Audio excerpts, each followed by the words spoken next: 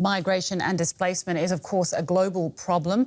Turkey is currently hosting more than 4 million refugees from the Middle East. Numbers surged during Syria's civil war, which began 10 years ago. But today, most migrants trying to reach Europe from Turkey are not Syrians, but Afghans. Their journeys are always dangerous and often deadly. DW's Julia Hahn reports from the eastern Turkish city of Van, where many of those journeys have ended in tragedy. Cemetery of the Nameless. This is how the locals call this place. And for Amina Safizadeh and her son Parvis, it is always difficult to come here. Painful memories are reawakened. The people who are buried here have mothers, brothers and sisters. They all have someone who loved them. But now their families don't even know that they are here. It breaks my heart that there is no one who comes and prays for them. That is why Amina and Parvis pray here on behalf of everyone else. They fled from Afghanistan via Iran to Turkey, illegally, on foot, over the mountains.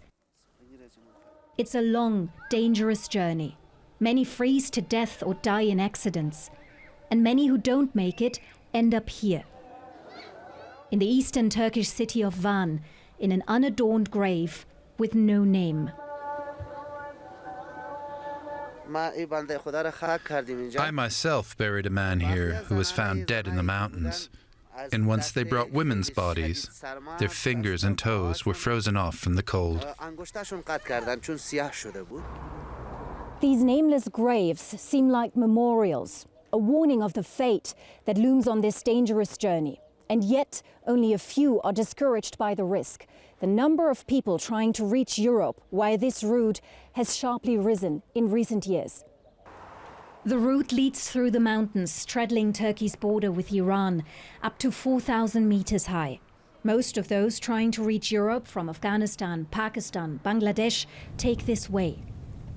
Turkey is now building walls everywhere in the region. They are hundreds of kilometers long. The border with Syria has already been closed off. The wall to Iran is still under construction. Human rights lawyer Mahmoud Kachan says a wall won't stop the refugees. It only makes their journey more dangerous. Turkey has in this area been ignoring people smuggling for too long. It's become kind of a business sector. Many get involved in this because a lot of money can be made in a short time at a relatively low risk.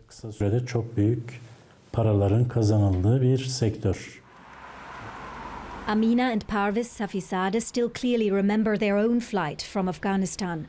The smugglers took everything from them, they say. They have been living here in Van for 3 years now. The family found refuge in Turkey, but like so many others, they want to continue towards Europe. Back to Afghanistan? They say that's out of the question. We've lost everything in Afghanistan. It's a war zone. Our house was destroyed. How can we go back there when there's no safety for our children? If we have to go back, they will kill my son. That's not an option. So they are holding out in eastern Turkey, stranded in their new existence. And they think of those who lost their lives and are buried here, at the cemetery of the Nameless.